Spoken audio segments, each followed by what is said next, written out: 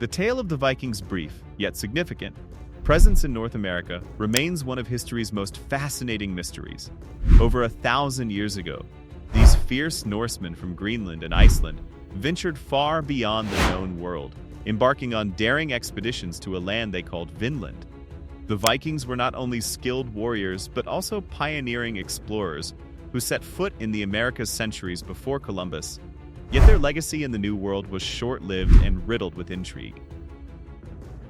The Viking Age and the search for new lands. Around 980 AD, Eric the Red, a banished Viking chieftain, established the first permanent Norse settlement in Greenland. The land was hardly the lush paradise its name suggested. Greenland was a harsh, cold island, but Eric's clever marketing campaign made it appealing to settlers, promising a better life. His son, Leif Erikson, inherited his father's adventurous spirit, and around the year 1000, he set sail from Greenland to explore lands mentioned by a sailor who had been blown off course. This sailor spoke of a vast new world to the west, beyond the icy waters of the North Atlantic. Leif's journey to the New World was no ordinary quest. With a crew of 35 men, he set sail in search of a place that, as legend suggests, he eventually found in what is now Newfoundland, Canada.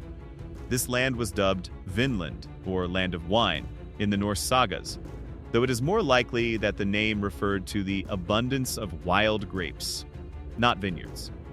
Upon reaching the shores of Vinland, Leif and his men established a small settlement, likely at what is today Meadows in Newfoundland.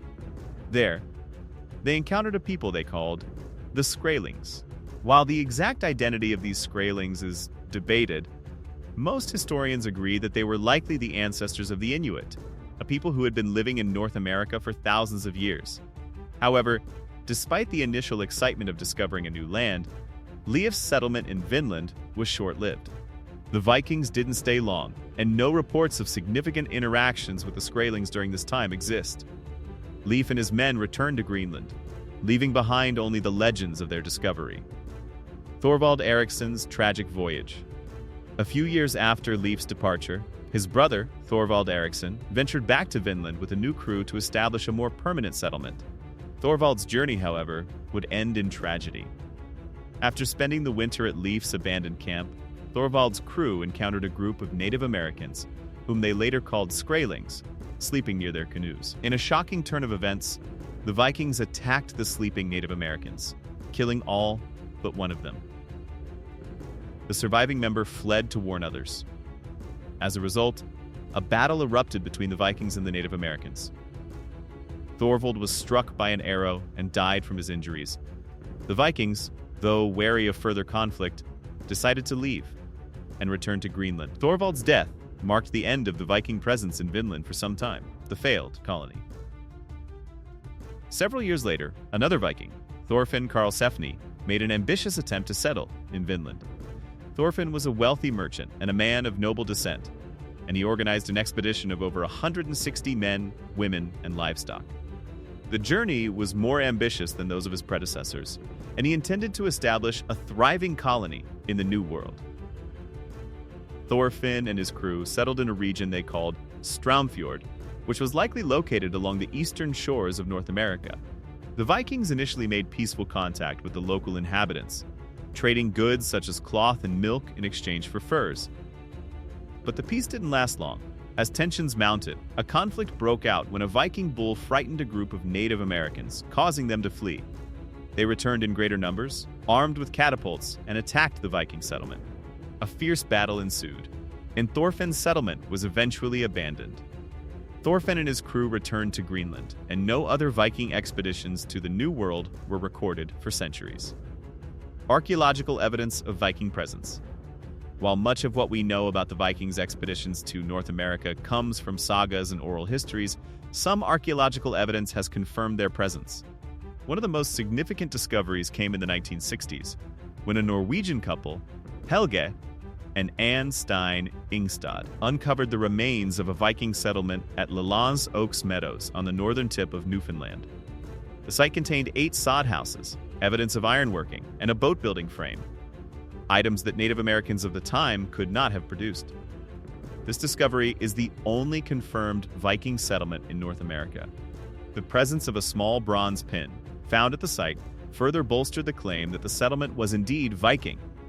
The pin is thought to have been used to fasten a cloak and has been identified as a typical Viking artifact, dating back to the early 11th century. This site remains one of the most significant archaeological finds in North America, offering concrete proof that the Vikings reached the continent centuries before Columbus. The Goddard coin and other controversial finds. In 1957, an amateur archaeologist named Guy Melgren made an intriguing discovery on a beach in Brooklyn, Maine. He found a coin that was initially thought to be a medieval British penny, but after further analysis, experts confirmed that it was a Norse coin minted between 1065 and 1093. The coin was found in an area with a large number of arrowheads, leading some to speculate that it was linked to the Vikings' encounters with Native Americans. However, the Goddard coin has been the subject of skepticism, as it was found near other disputed Viking artifacts, such as a hoax map and a fabricated runestone. Nevertheless, the coin remains an intriguing piece of evidence that continues to fuel speculation about Viking exploration in North America. The Vinland Sagas, myth or reality? The accounts of the Vikings' expeditions to the New World are largely drawn from two sagas, the Saga of Erik the Red and the Saga of the Greenlanders, which were written down centuries after the events they describe. These sagas offer varying accounts of the Vikings' travels and encounters with Native Americans.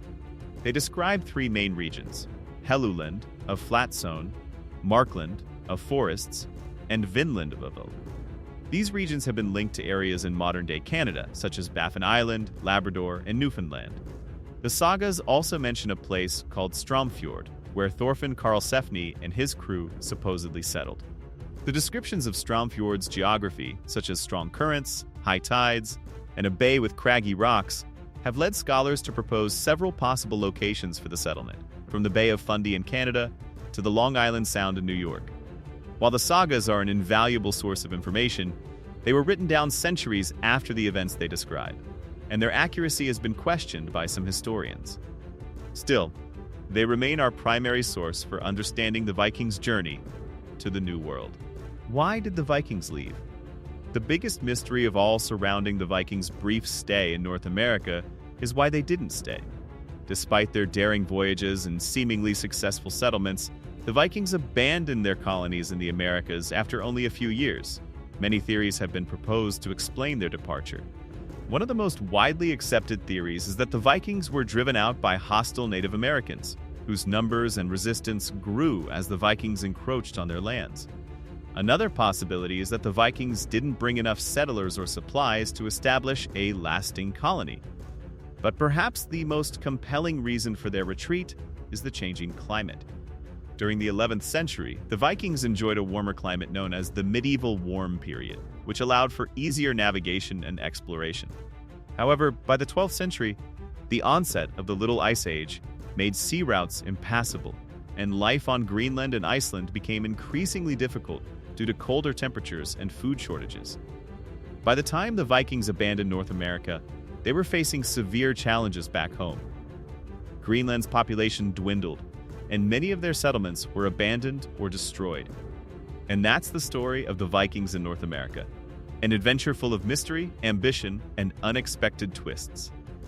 What do you think? Could the Vikings have changed the course of history if they had stayed?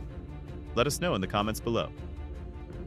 If you enjoyed this deep dive into one of history's greatest unsolved mysteries, don't forget to hit like and subscribe for more amazing content. Thanks for watching.